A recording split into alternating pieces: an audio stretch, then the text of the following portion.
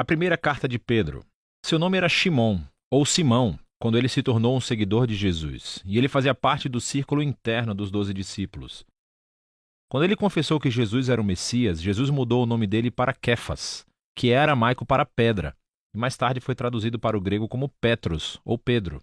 Jesus prometeu que Pedro se tornaria um líder entre os apóstolos para guiar a comunidade messiânica em Jerusalém nos seus primeiros anos de existência, e foi isso que aconteceu. Lembre-se dos primeiros capítulos do livro de Atos.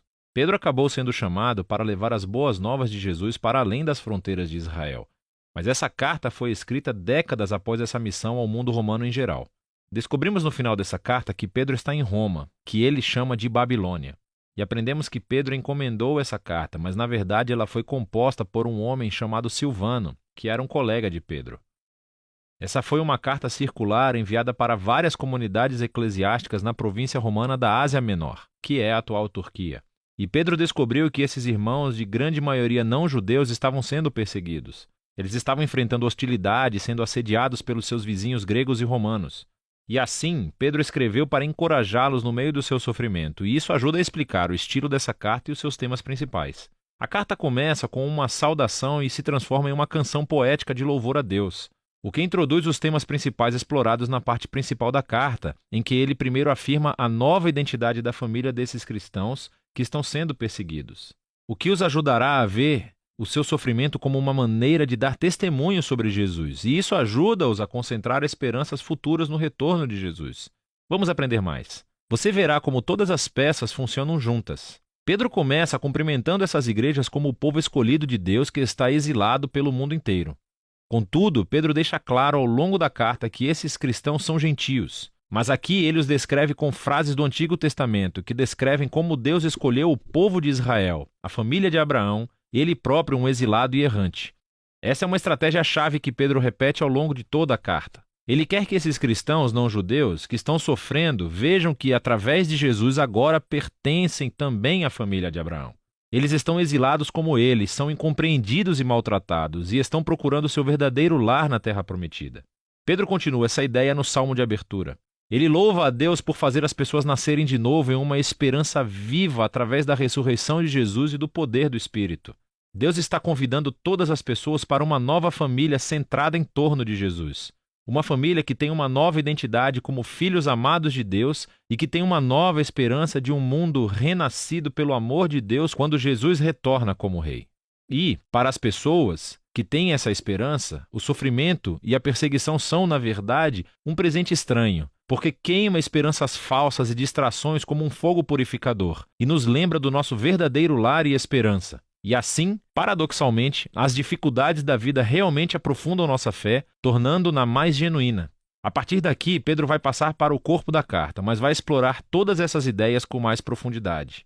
Ele primeiro desenvolve o tema sobre a nova identidade familiar do povo de Deus. Ele pega imagens ainda mais memoráveis do Antigo Testamento sobre a família de Israel e aplica-as a esses cristãos gentios. Assim como os israelitas deixaram o Egito, eles também devem estar prontos para a viagem, de sandálias nos pés e vara na mão, e deixar seu antigo modo de vida a caminho de um futuro novo. Agora, eles são o povo santo de Deus que viaja pelo deserto. Eles são o povo do novo êxodo, que foi redimido pelo sangue de Jesus, que é o último cordeiro pascal. Eles são o povo da nova aliança, que tem a palavra de Deus semeada profundamente dentro de si, restaurando seus corações e renovando as suas mentes. Eles são o novo templo construído sobre a fundação do próprio Jesus. E eles são o novo reino de sacerdotes que estão servindo a Deus como seus representantes para as nações.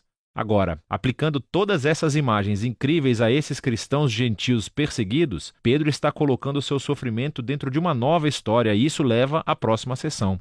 Sua perseguição pode realmente ajudar a esclarecer sua missão no mundo, para dar testemunho da misericórdia de Deus entre as nações. Então, Pedro primeiro os encoraja a se submeter ao domínio romano, mesmo que seja opressivo. Sim, ele reconhece sua perseguição, seu sofrimento é injusto, mas a resistência violenta não resolve nada. Sem mencionar que trai os ensinos de Jesus, que amava seus inimigos em vez de matá-los. Pedro, então, destaca especificamente a situação muito difícil que os escravos e esposas cristãs enfrentam quando viviam em lares romanos, onde o patriarca não seguia Jesus.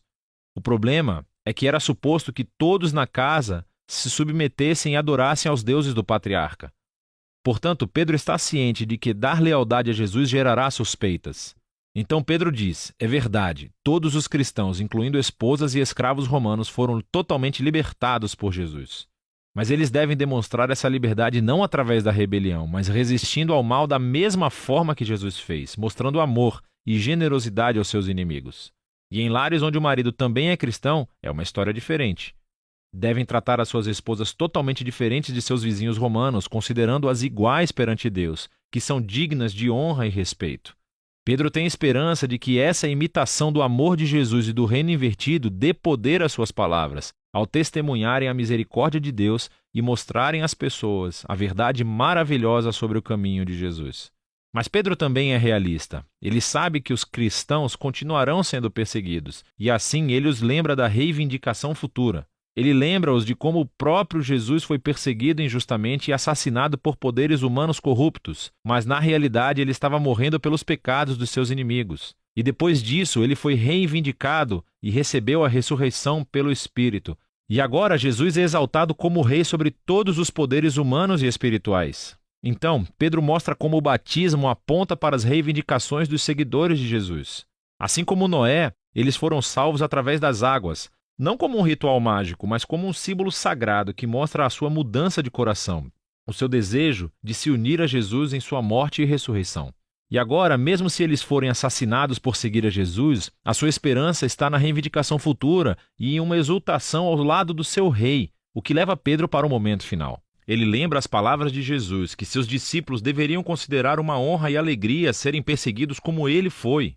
Pedro então pede aos líderes da igreja que cuidem desses cristãos sofredores e mostrem o mesmo tipo de liderança servil que Jesus mostrou aos seus seguidores. E finalmente, Pedro lembra esses cristãos sobre o verdadeiro inimigo que eles estão enfrentando. Essa hostilidade não é simplesmente cultural ou política.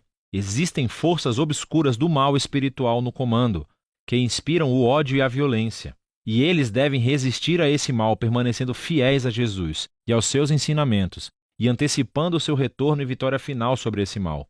Pedro conclui com uma oração pela força divina e envia uma saudação à igreja em Roma, que ele chama de Babilônia. Isso é bem legal. Pedro está adotando aqui a tradição dos profetas do Antigo Testamento, para quem o nome Babilônia tornou-se o arquétipo para toda e qualquer nação corrupta. E assim Roma tornou-se a nova Babilônia, e o seu império é onde o povo de Deus está agora exilado de seu verdadeiro lar, na criação renovada. A primeira carta de Pedro é um poderoso lembrete da esperança cristã no meio do sofrimento. Desde o início da sua criação, o povo de Deus tem sido uma minoria mal entendida, e eles devem esperar enfrentar hostilidade porque escolheram viver sob o governo de um rei diferente, Jesus. No entanto, a perseguição pode se tornar um presente estranho para a igreja, pois oferece uma oportunidade de mostrar aos outros a surpreendente generosidade e amor de Jesus, alimentados pela esperança do seu retorno. E é isso que 1 Pedro explica.